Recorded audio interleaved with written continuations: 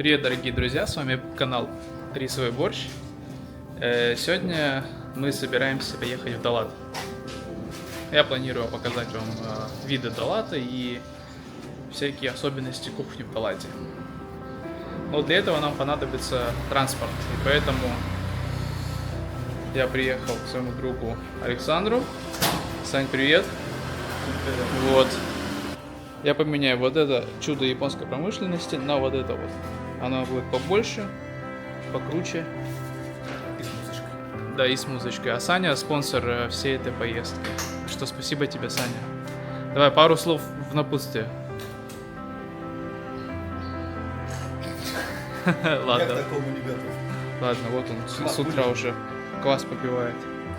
Будешь классно. Да не, вот такой вот аппарат. Все, спасибо тебе, Саня, большое. Все подписчики тебе скажут спасибо.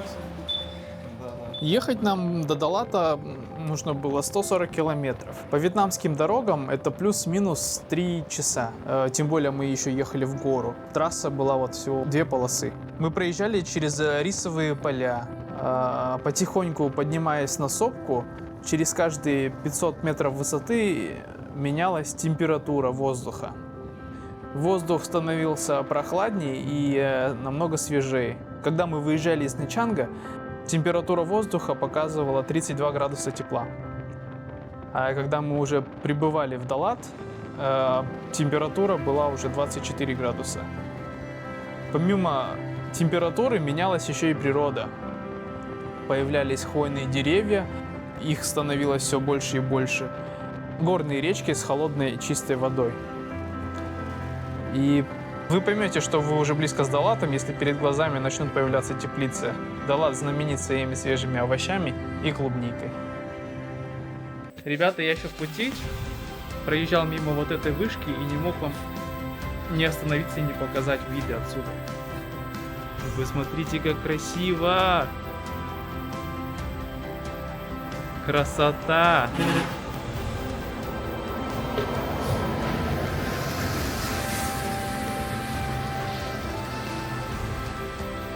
Вот такая вышка, блин, вся изрисованная уже отсюда. Походу, я не первый, кто здесь останавливается. Ну, блин, так красиво. Вообще. Ну что ж, ребят, я уже приехал в Далат. Это мне заняло 3 часа. И я решил подкрепиться. На обед я сегодня буду кушать вьетнамское блюдо, называется банькан. Сейчас я вам покажу, как его готовят. Вот. Такие глиняные горшочки, наливают туда тесто и вот так вот зажаривают. Сейчас нам принесут это.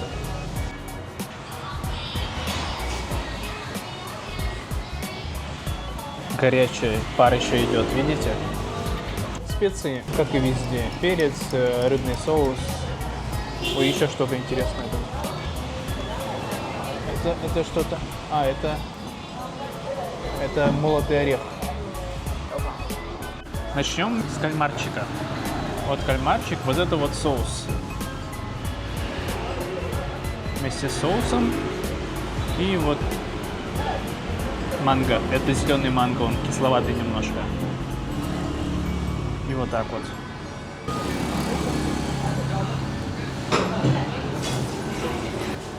Это рыбный соус. Он не такой соленый. Вот тесто впитывает в себя этот соус, чувствуется вкус кальмара.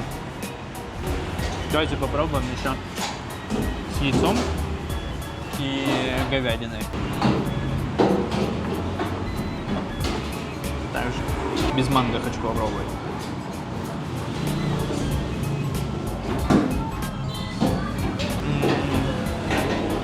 С говядиной мне больше нравится.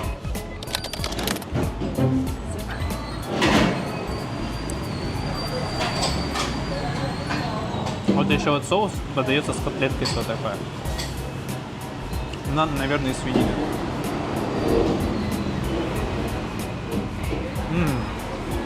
Да, просто котлета, свиной фарш. Выраженный запах паштета.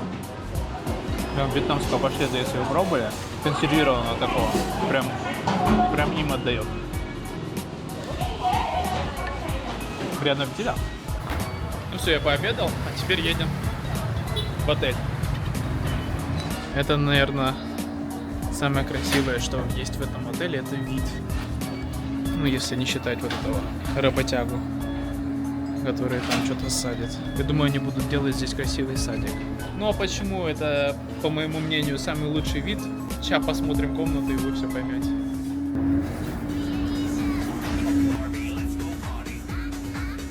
Вот такая вот комната, розовая с фиолетовым, непонятно какой-то цвет. Комната для Барби. Мечта каждой 5-летней девочки. Вот тут даже диван, блин, такой. Для принцессы. Вот шкаф такой есть. Жесть, конечно. Почему он мне дал такую комнату? Вот. Ну, кровать большая. 200 на 180. Ну, вот это туалет. Концепт для принцессы. Вообще не по мне. Но зато есть джакузи. Только я собрался выдвигаться, и пошел дождь. Но надеюсь, что он быстро закончится. Приехали мы вот в такое место, где местные кушают вьетнамскую пиццу. Попробуйте вместе сейчас со мной. На улице дождь. Вот такое вот место. Тетя. Пока гостей нету.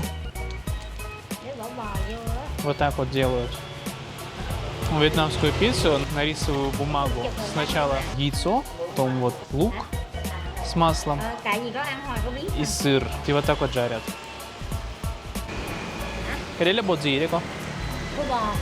Хоба. А вот это вот это красный, это сухая говядина, уже растертая. Это перчик, походу.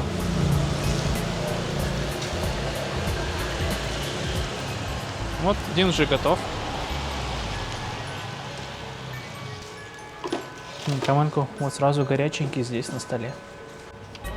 Это блюдо начало набирать свою знаменитость с 2000-х годов, особенно в Далате, потому что очень прохладная погода.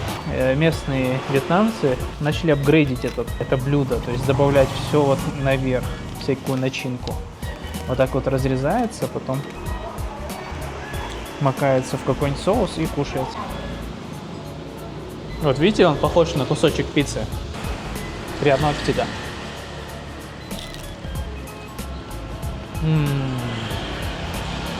Очень-очень нежная начинка из сыра, лука. И чувствуется запах вот этой сухой говядины, которая продается вот в супермаркете, я вам снимал. Помните, такая с перцем, с сухим перцем. И вот эта вот сама вот корочка, она очень хрустящая и очень-очень тонкая. Вкусно. Обязательно попробуйте, если будете в Далате. Можете с чили вот так вот.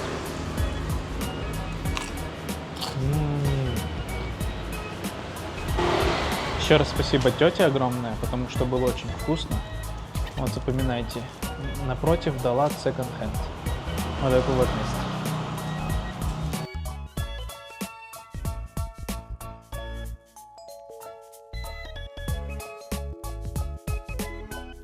Чтобы показать вам максимально много блюд, я в каждом месте кушаю по чуть-чуть.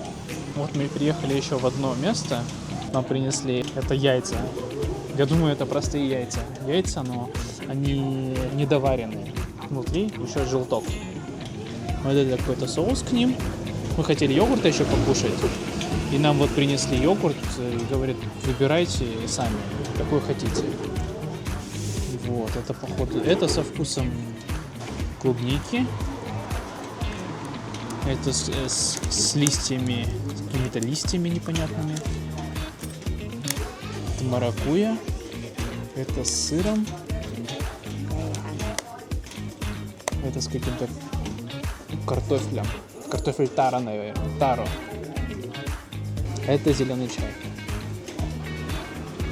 Вот я расколупал яйцо как мог. Вот эту пленку сверху снять еще как-нибудь, чтобы не повредить. Очень сложно чистится. Ладно, сниму как смогу. Добавим соуса. соуса от тети. Не знаю, чего соус, давайте соус попробуем. Кислый. Соленый. А теперь смотрите. Для меня самой сюрприз, что там внутри. А вдруг желток? Да, вот так вот. Вот так они тут кушают яйца. Яйцо, как яйцо. Домашнее куриное, зато чувствуется. Это первый раз я так яйца кушаю. Видите, все съел. Люди сюда приезжают не яйца кушать, сюда ходят кушать вот йогурт. Вот это йогурт с клейким черным рисом. Видите, какой он клейкий? Он забродивший, ферментированный. У него вкус такой немножко кисловатый у этого риса. И внизу, видите, йогурт. Да. Сладкий. Такой клейкий, тягучий. И вы чувствуете прям то, что он забродивший. Йогурт домашний.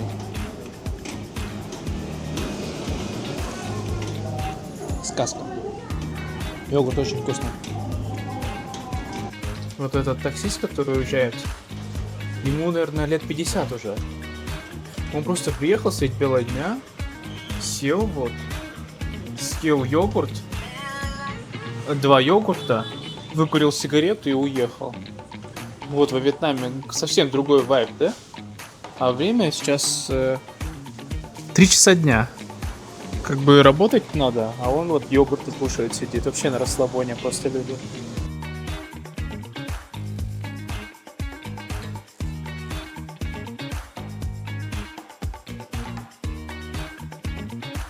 В холодную погоду обязательно выпить еще раз молочка и пирожные. Смотрите, сколько их всяких разных видов. Сейчас мы купим вот это вот. Я заказал соевое молоко, оно горячее. Вы видите, пар идет. И вот это вот желтое, это тыквенное молоко. Первый раз буду его пробовать. Ну вот, всякие пироженки. Вот это вот, оно походу с мясом. Скоро узнаем. А вот это вот точно с кремом.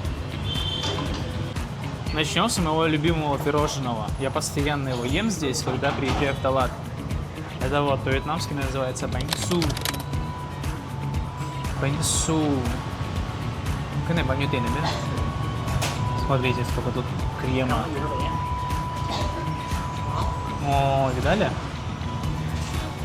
Он аж капает, блин. Вот так вот кушается. Блин.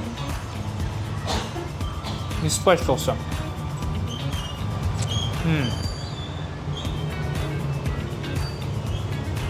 Салфетки были прям рядом. Очень вкусно. Оно сладковатое, но не сильно приторное. Сразу чувствуется натуральность этого крема. Хочу попробовать это тыквенное молоко. Первый раз пробую. Но очень горячее. Пахнет немножко тыквой. Не очень сладкая. И от тыквы, походу, только запах. Вкус я не чувствую тыквенный. Вязкая. Очень горячая, очень согревает. Вообще классно. Я очень скучал по этой погоде. Особенно, когда раньше катался на сноуборде. И вот зима, холод и глоток горячего чая. Вот то же самое чувство.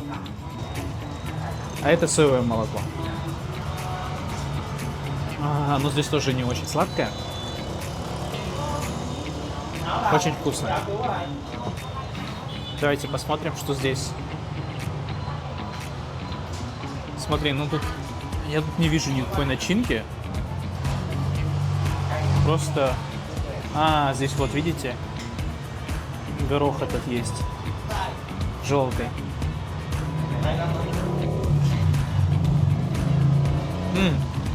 Вот этот горох желтый, он сладковатый.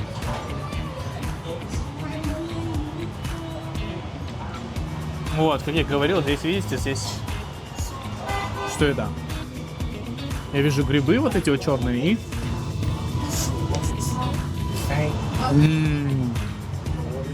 Но соленая, но не сладкая. Хрустящая. Немножко соленая внутри, вот эта вот начинка. Я не могу понять, что это за начинка. Но это не похоже на... Это не похоже на мясо. Не похоже на мясо. Хочу спросить у продавца, но он занят. Всем рекомендую в Далате, если вам холодно, зайти в какое-нибудь, в любое, вообще в любое место, где продают пирожное, заказать соевого молока, ну или коровьего, как вам нравится, и выпить это с пирожным. Вы почувствуете то же самое, что и я. В следующей серии я постараюсь вам снять ночной Далат, что-нибудь еще вкусно поедим и поедем домой. Спасибо вам, мои 80 подписчиков, за то, что были со мной на протяжении всей этой серии. Надеюсь, что в следующей серии вас будет больше. До встречи!